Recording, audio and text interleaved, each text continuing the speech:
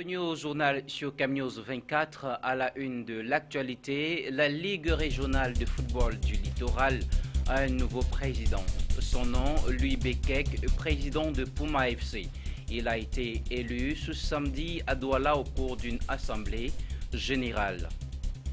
Whisky en sachet et boissons spiritueuses, la date butoir fixée pour l'arrêt de leur commercialisation arrive à grand galop. Elle avait été fixée par le gouvernement au 17 septembre 2016. Mais le doute plane encore sur l'application de l'arrêté du 12 septembre 2014. À suivre également dans ce journal, l'inquiétude du Conseil de sécurité de l'ONU sur les essais nucléaires de la Corée du Nord qui sont tête à gonfler davantage son arsenal militaire. C'est tout pour les grandes lignes. Une fois de plus, bienvenue à cette édition du journal sur votre chaîne.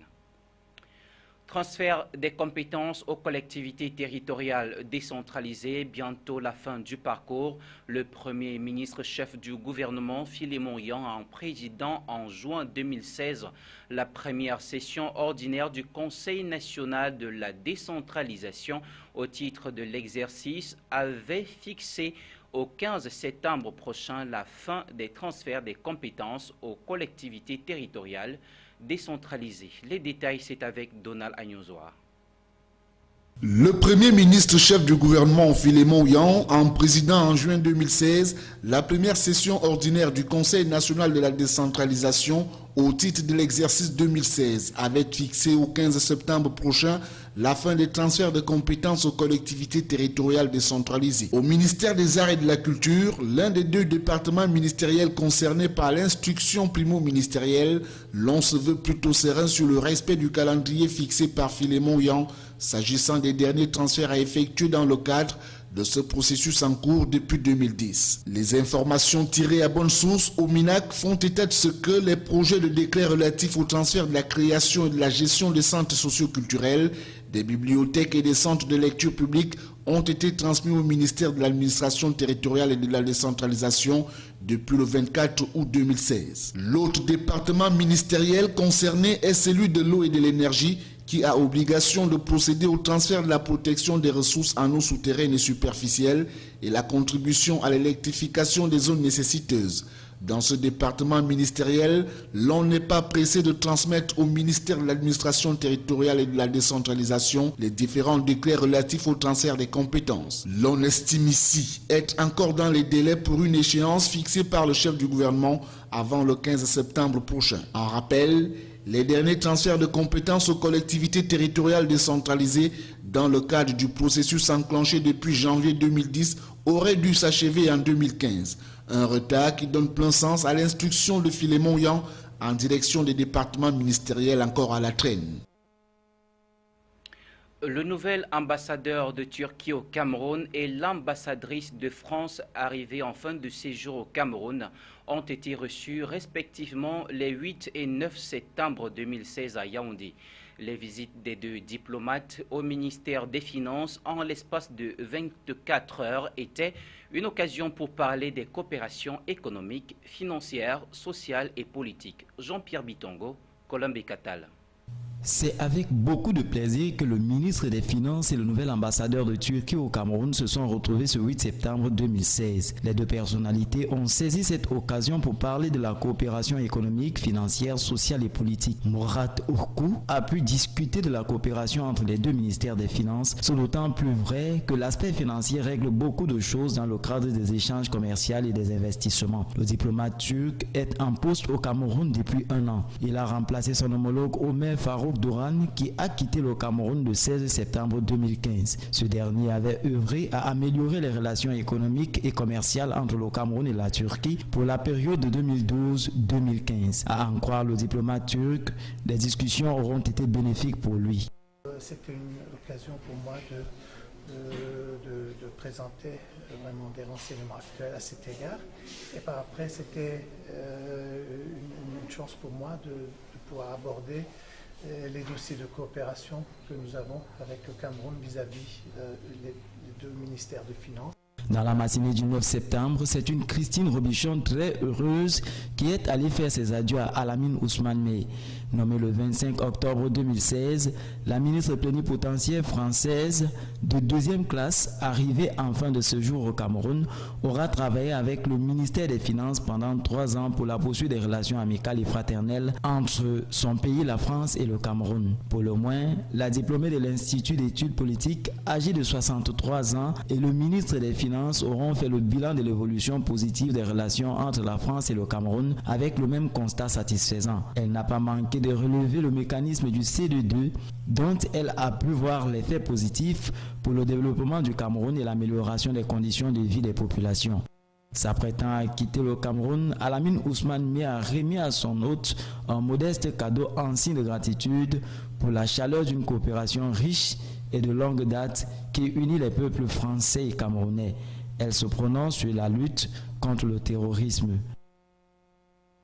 Parlons de la presse. Le Conseil national de la communication souhaite apporter un souffle nouveau à la pratique du journalisme au Cameroun. Pour la circonstance, un point de presse a été donné à Douala par le président du Conseil national de la communication, Peter Essoka, qui a présenté aux hommes de médias les enjeux du prix baptisé Excelcom 2016, prix de l'excellence du journalisme responsable. Les détails avec Lisa Youmsi.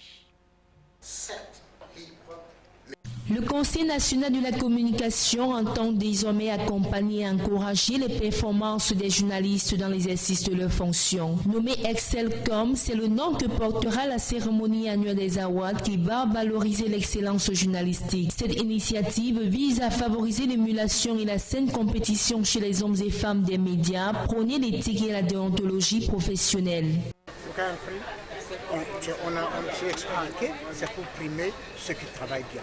J'ai annoncé que depuis 2 ans, on a eu ce concept et à un certain moment, on devait voyez ce concept qui c'est aujourd'hui. Et on pouvait toujours attendre jusqu'à l'année prochaine, mais on a décidé de le faire cette année. Il convient de mentionner comme critère sélectif que le sort des champions sera détenu par le grand public qui, dans sa posture de consommateur régulier du travail abattu par les personnes en charge de la presse, votera le meilleur travail. Par la suite, ces votes passeront au crible du tableau des organes et professionnels déjà sanctionnés par le CNC et enfin, le jury se contentera de désigner les grands lauréats des différentes catégories du prix Excelcom. C'est l'objectivité. Si tu es objectif, je crois que tu attends que les autres aussi soient objectifs. Sincèrement, de quitter de ce qu'on sait aujourd'hui que le journalisme est devenu. Pour qu'on commence quand même à avoir un certain niveau de professionnalisme. Excelcom, qui a sa toute première expérience, se déroulera du 16 au 17 décembre 2016 dans la capitale politique Yaoundé. Le menu de la cérémonie de cette édition sera meublé d'un salon d'exposition, d'une marche sportive de solidarité des journalistes aux soldats et victimes de guerre contre Boko Haram et s'achèvera par une soirée de gala au cours de laquelle les prix seront décernés aux journalistes à l'honneur. Le CNC entend se présenter dans un autre rôle que celui de censeur des médias. Nous vous l'annoncions en titre, mesdames et messieurs, la date butoir fixée pour la vente des whisky en sachet et autres boissons spiritueuses fixée au 17 septembre 2016 approche à grand galop. Il ne reste plus que quelques jours aux producteurs et vendeurs pour écouler leur stock. Mais au constat de l'état plutôt bien portant du marché de ces produits sur le terrain, une incertitude place sur l'application de l'arrêté ministériel du 12 septembre 2014. Reportage. Le gouvernement va-t-il appliquer sa décision si on s'en tient à l'arrêté conjointement signé le 12 septembre 2014 par les ministres de la Santé publique, du Commerce et des Mines, de l'Industrie et du Développement technologique? Il reste quelques jours aux producteurs pour écouler leur stock de whisky en sachet et se conformer à la réglementation. Le dit arrêté rendait obligatoire la norme sur la production des liqueurs et autres spiritueux. Peu avant l'échéance du 17 septembre 2016 concernant l'interdiction de la vente du whisky en sachet, La réalité sur le terrain est tout autre. Dans les espaces marchands de la ville de Douala par exemple, les whiskies en sachet, il y en a en plusieurs gammes. Du brut au lacté, les tenanciers de boutiques en vendent. Le marché de ces liqueurs se porte plutôt bien et les prix ont même augmenté. Plus auparavant, un carton était à 14 000 francs. Par exemple, le Fight, on vendait à 14 500 francs. Mais actuellement, c'est 17 500. C'est 17 500, oui. Les commerçants sont loin d'être convaincus que le gouvernement finisse par mettre ses produits hors du marché, puisque les producteurs en livrent toujours. Au regard de l'état actuel des choses, il reste bien sûr cette incertitude sur la mise en application de la décision ministérielle. Quant à la consommation de ce produit, il convient de noter que les experts en la matière révèlent qu'en plus de leur forte teneur en alcool, la plupart des marques de whisky en sachet en circulation sur le marché camerounais contiendraient du méthanol, une substance très nocive pour l'homme. C'est donc l'une des principales raisons de l'interdiction de la vente. En éducation, une semaine après la rentrée scolaire 2016-2017, certaines collectivités territoriales décentralisées continuent à offrir du paquet minimum, un don qui représente l'ensemble minimal des activités et de services d'éducation essentiels, intégrés et de qualité offerts par l'État aux responsables d'établissements primaires publics et non publics. L'initiative vise à élever le niveau général d'éducation ainsi qu'améliorer l'environnement scolaire. Adi Poutou est allé à la rencontre des acteurs bénéficiaires de ce paquet minimum. Au regard de l'immensité des besoins dans le système éducatif camerounais et la rareté des ressources disponibles, l'État veille au grain pour le bon démarrage de l'année scolaire dans les établissements primaires publics à travers l'octroi chaque année du paquet minimum aux directeurs et autres responsables d'école. Une tâche qui incombe aux collectivités territoriales décentralisées. C'est la loi sur la décentralisation qui régit l'octroi des paquets minimum par les collectivités territoriales décentralisées, donc les mairies. Cela montre beaucoup plus l'intérêt que les pouvoirs publics portent sur le devenir des jeunes Camerounais. Comme son nom l'indique, le paquet minimum est constitué d'un ensemble de produits de première nécessité, choisis parmi les plus efficaces que l'État, en fonction des ressources, s'engage à rendre accessibles aux directeurs d'écoles primaires publiques en vue de répondre aux besoins de base de l'apprenant afin de permettre à l'enseignant d'exercer valablement son métier. Le paquet minimum doit arriver au niveau de la rentrée. C'est un outil de démarrage des classes, de l'effectivité de la rentrée. Comme notre rentrée est fixée au 5 septembre de cette année, c'est ça qui nous permet de lancer les classes le jour de la... En mettant ce paquet à temps à la disposition des responsables d'établissements, les autorités territoriales décentralisées contribuent à l'élévation de la qualité des apprentissages. Nous visons plusieurs objectifs. Je citerai ici les plus importantes, à savoir le résultat. Nous voulons obtenir des résultats, que le taux de réussite des enfants aux différents examens officiels soit revu à la hausse et surtout que la rentrée scolaire soit effective le jour. Le paquet minimum apparaît donc comme un impératif pour le bon démarrage de l'année scolaire, de l'urgence de le remettre à temps acquis de droit. À l'étranger, à présent, la Corée du Nord inquiète davantage la communauté internationale par ses essais nucléaires. Le Conseil des Nations est dans l'impasse. 24 heures après une autre manœuvre, le Conseil de sécurité de l'ONU a adopté une déclaration commune dans laquelle il condamne les agissements de Pyongyang et annonce de futures mesures répressives. Il faut noter que la Corée du Nord est déjà interdite de toute activité nucléaire et balistique par ses précédentes résolutions. Reportage. 24 heures après un nouvel essai nucléaire de la Corée du Nord, le Conseil des Nations est dans l'impasse. Le Conseil de sécurité de l'ONU déclare travailler sur de nouvelles mesures contre Pyongyang, déjà interdit de toute activité nucléaire et balistique par les précédentes résolutions. L'ambassadrice des États-Unis aux Nations Unies veut agir vite. C'est plus que de la défiance effrontée, dit-elle. La Corée du Nord cherche à parfaire son arsenal nucléaire et ses engins militaires pour prendre en otage la région et le monde par la menace nucléaire. Le Conseil doit utiliser tous les outils dont il dispose pour changer les plans de la Corée du Nord. Le 5e et plus puissant essai nord-coréen à ce jour a été mené ce vendredi, date anniversaire de la fondation du pays. Comme lors des précédents essais, c'est sur la Chine, principal allié de Pyongyang, que les regards se tournent. Pour le ministre américain de la Défense, Pékin a, je cite, une responsabilité importante.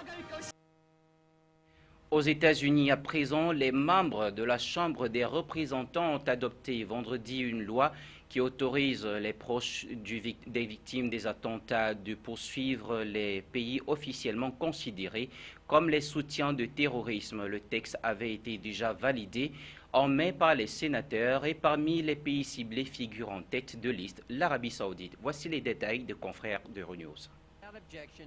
Aux États-Unis, les membres de la Chambre des représentants ont adopté ce vendredi une loi qui autorise les proches de victimes d'attentats à poursuivre les pays officiellement considérés comme des soutiens de terrorisme. Le texte avait déjà été validé en mai par les sénateurs. Concrètement, les familles et les proches des victimes des attentats du 11 septembre pourront ainsi attaquer l'Arabie Saoudite afin d'obtenir des indemnisations. Le gouvernement saoudien est soupçonné d'avoir soutenu les terroristes qui ont commis les attaques du 11 septembre. De la même manière, des poursuites pourraient être engagées contre la Syrie ou l'Iran, considérés par le département d'État comme des pays soutenant le terrorisme. Reste que la loi doit encore être ratifiée par le président américain. Or, Barack Obama a déjà dit qu'il opposerait son veto à ce texte. Pour la Maison-Blanche, cette loi contredit le principe d'immunité qui protège les États de poursuites civiles ou pénales. Les États-Unis doivent commémorer ce dimanche le 15e anniversaire des attentats du 11 septembre. En sport à présent, la Ligue régionale de football du littoral a un nouveau président élu depuis ce samedi. Il s'agit de Louis Bekek, par ailleurs président de Puma FC. Il a été porté à la tête de cette instance au cours d'une assemblée générale tenue à Douala.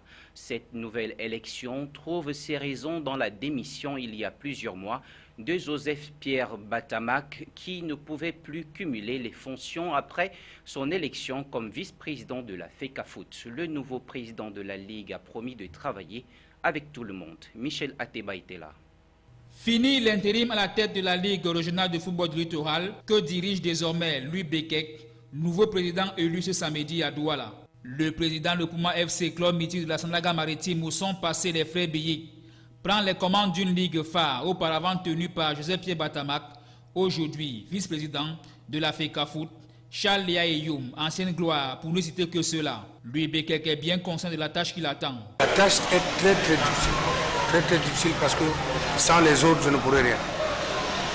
Et nous savons tous que sans les autres, on n'est rien. Moi, sans les clubs, sans les dirigeants des clubs, sans les journalistes, sans les supporters, parce que c'est ceux-là qui font le football. Mais pour qu'on arrive à l'élection de ce samedi, beaucoup d'eau a coulé sous le pont. De la démission de Joseph-Pierre Batamac à l'intérim assuré par Jacques Essoben Doumbé, la Ligue régionale de football littoral semblait passer de moments difficiles que personne ne veut aussi oublier. La période était très difficile pour tout le monde, pour toute la région. Parce que le président par intérim a fait 100 jours sans organiser les élections, ça a fait un problème. La Ligue régionale est restée sans président. Et on a donné le pouvoir à l'agent de gérer les choses, ce qui n'était pas tout à fait normal. Mais comme je sais que l'agent a bien géré, c'est pas là le problème. Là, il fallait qu'on passe normalement à l'élection du président. Pour sortir de l'auberge, le nouveau président a sa petite idée. On va d'abord commencer par la paix. Parce que le littoral a trop de problèmes.